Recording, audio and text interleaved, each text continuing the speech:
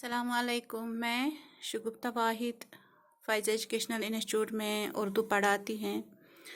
तो आज मैं 9th क्लास को जो मेरा मौजू है आज, इससे पहले भी मैंने आपको 2 बंद समझाए थे।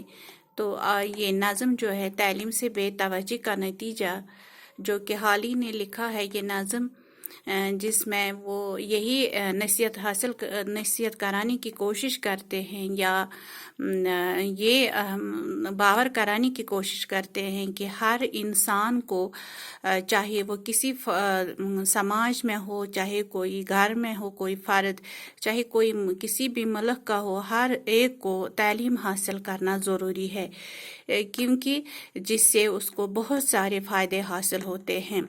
चाहे कोई तालीम याफ्ता हो, चाहे कोई किसी हुनर में माहिर हो, तो ये सारे हुनर जो है, हर एक चीज़ जो है, हर एक पेशा जो है, उसके लिए तालीम का होना बहुत ज़रूरी है। तो अगर जो तालीम याफ्ता नहीं होता है तो उसके लिए कितनी मुश्किलातों का सामना करना पड़ता है ये वही जानता है। चाहे वो घर हो, मुल्क हो, कभी भी तब तक तरक्की हासिल नहीं हो सकती है जब तक ना वो तालीम याफ्ता हो, जब तक ना हर कोई तालीम हासिल करे। क्योंकि एक तालीम याफ्ता में ही शऊर होता है, सलीका होता है, तौर तरीका होता है, बात करने का ढंग होता है। और इस हिसाब से हाली का कहना है कि हर एक को तालीम हासिल करनी ज़रूरी है। तो पहले 2 बंद मैंने जो समझाए थे, आज और 2 बंद है, ये 2nd लेक्चर है मेरा इसमें।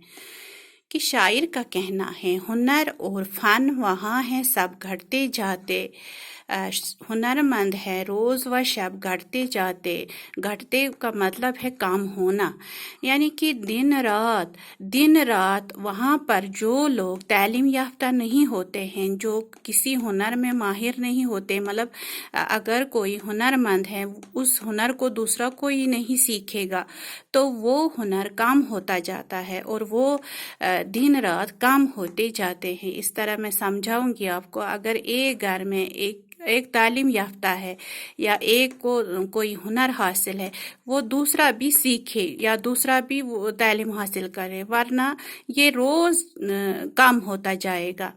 फिर कहते हैं अदीबों के फजल व अदब घटते जाते। फजल का मतलब है इल्म व हुनर। जो अदीब होते हैं, जो तालीम याफ्ता होते हैं, आलिम होते हैं, वो भी उनके हुनर जो है, उनका इल्म जो है वो कम होता जाता है। उस वो अदब जो है घटता जाता है। तबीब और इनके मतब घटते जाते। मतब यानी दवा खाना, तबीब कहते हैं हकीम को जिसको हिकमत हासिल होती है, तिब जिसको बोलते हैं। तो यहाँ पर हकीम उसको कहते हैं जो जड़ी बूटियों का इल्म जानता हो। तो यहाँ पर शायर का कहना है चाहे कोई अदीब हो, वो किसी मतलब आलिम अगर हो तो वो भी काम होते जाते हैं, अगरचे दूसरा भी न तालीम हासिल करे। या अगर किसी को हिकमत हासिल है, किसी को हिकमत में फ़न हासिल है, तो अगर वो दूसरा भी न सीखे तो उसके दवा खाने जो है वो भी काम होते जाएंगे। हुए पस्त सा फलसफी और मनाजिर। तो ये सारे पस्त हो जाते हैं, चाहे वो फलसफी हो, चाहे वो मनाजिर हो। यानी कि ये निज़ाम जो है, तालीम का निज़ाम जो है वो दिखावे के लिए दिखावा दिखाई देता है। यानी कि नाशिर का मतलब है किताबें छापने वाला, जो किताबें छापता है, जो इंतज़ाम होता है इन सब का। नाजिम का मतलब है इंतज़ाम करने वाला, जो इसका इंतज़ाम करता है वो फिर काम होता जाता है, उसका वो अहमियत ही नहीं रहती है जबकि कोई दूसरा तालीम हासिल ना करे। तो ये चौथे मिसरे में अगर एक पहनने को टोपी बनाए तो कपड़ा वो एक और दुनिया से लाए। यहाँ ये मतलब है, यहाँ पे अगर हम मेहनत व मशक्क़त नहीं करेंगे तो हमें अगर किसी टोपी की ज़रूरत है, मिसाल दी है शायर ने यहाँ पे, अगर हमें टोपी की ज़रूरत पड़ती है तो उसके लिए कपड़ा जो है वो दूसरे शहर से लाना पड़ता है, दूसरे मुल्क से लाना पड़ता है, दूसरे दुनिया से और दुनिया से लाए, मतलब दूसरे मुल्क से लाना पड़ता है। यानी कि खुद कुछ नहीं कर पाते, हाथ पर हाथ रख के बैठे हैं, जो मेहनत व मशक्क़त नहीं करना चाहते।